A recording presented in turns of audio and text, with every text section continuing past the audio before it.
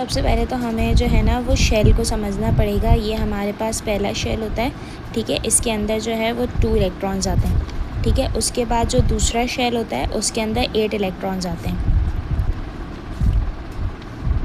ठीक है। उसके बाद जो तीसरा शेल होता है उसके अंदर 18 इलेक्ट्रॉन्स आते हैं, ठीक है। 1 2 3 4 5 6 7 8 9 10 11 12 13 14 15 16 17 18 इस तरह ये शेल्स होते हैं, ठीक है। अब जो पहला है हमारे पास HCO3, ठीक है। अब हाइड्रोजन जो है ना वो फर्स्ट ग्रुप से बिलोंग करता है, ठीक है। फर्स्ट ग्रुप है। फर्स्ट ग्रुप का मतलब इसके आउटर मोस्ट शेल के अंदर जो है वो 1 इलेक्ट्रॉन होगा, सही है। पहले शेल में 2 आते हैं तो हाइड्रोजन का 1 इलेक्ट्रॉन है। इसी तरह कार्बन है, ठीक है। कार्बन जो है उसका जो हमारे पास मास होता है वो होता है 6, ठीक है। 6 होता है। तो पहले शेल में कितने होंगे? 2, और दूसरे शेल में कितने होंगे? 4। 1 2 3 4, ठीक है। तो अब कार्बन के पास जब 4 होंगे तो हाइड्रोजन का नंबर हमारे पास क्या आ जाएगा? 1, और कार्बन का नंबर हमारे पास आ जाएगा 4। जो लास्ट में बचेगा ना वो आएगा, ठीक है। अब ऑक्सीजन है। ऑक्सीजन जो है देखो, जो शुरू के 1 से लेके 4 तक होते हैं ना, 4 वो उस ग्रुप से बिलोंग करते हैं तो उनका नंबर वो आ जाएगा।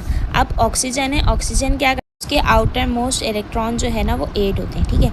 अब ऑक्सीजन है तो ऑक्सीजन के अंदर पहले शेल में कितने आएंगे? 2 आएंगे, और दूसरे शेल में कितने आएंगे? 6 आएंगे। 1 2 3 4 5 6। अब 6 इलेक्ट्रॉन है, लेकिन ऑक्सीजन उसके पास जो है वो गेन पावर है, मतलब कि ऑक्सीजन जो है वो चीज़ें गेन कर सकता है। जो ग्रुप नंबर 6 7 और 8 है ना वो हमारे पास इलेक्ट्रॉन गेन करते हैं, और जो 1 से लेके 4 तक होते हैं ना वो इलेक्ट्रॉन लूज़ करते हैं, ठीक है।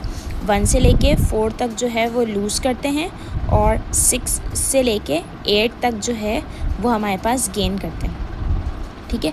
अब यहाँ पे जो हमारे पास ऑक्सीजन है उसके पास आउटर मोस्ट में कितने बचे? 4 बचे। लेकिन अब 4 बचे हैं तो एक शेल में कितने होते हैं? मतलब कि हमारे पास पहले शेल में 2 होने चाहिए, दूसरे शेल में 8 होने चाहिए। तो 1 2 3 4 नहीं 1 2 3 4 5 6 है ना, हमें तो 8 करने हैं। तो 8 की वजह से ये क्या करेगा? 2 इलेक्ट्रॉन 1 में से 4 में से किसी के पास से भी ये 2 इलेक्ट्रॉन ले लेगा। तो इस वजह से ऑक्सीजन के ऊपर -2 का निशान है। यहाँ तक बात समझ आई?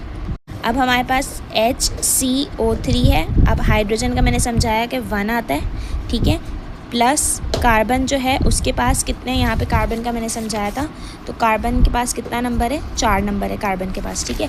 तो 4 आ गया, कार्बन की जगह पे 4 आ गया, ठीक है। और ऑक्सीजन के ऊपर क्या है? -2 मैंने बताया, क्योंकि ये 2 इलेक्ट्रॉन गेन करेगा, मल्टीप्लाई बाय 3, तो 5 -6, ठीक है। तो इसका आंसर क्या आ जाएगा? -1।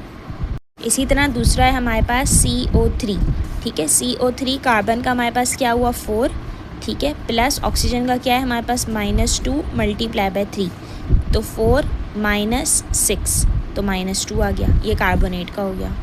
उसके बाद हम आते हैं PO4 पे। फॉस्फोरस के पास जो है उसका मास है 15, तो इसका मतलब इसके पहले शेल में होंगे 2 इलेक्ट्रॉन, दूसरे शेल में होंगे इसके 8 इलेक्ट्रॉन, और तीसरे शेल में इसके कितने बचे? 5 बचे। तो तीसरे शेल में इसके 5 इलेक्ट्रॉन होंगे। 1 2 3 4 5। तो इसका मतलब P का नंबर क्या होगा? 5। तो 5 प्लस ऑक्सीजन की वैलेंसी क्या है? -2 मल्टीप्लाई बाय 4, 5 -8, तो इसका आंसर आ जाएगा -3।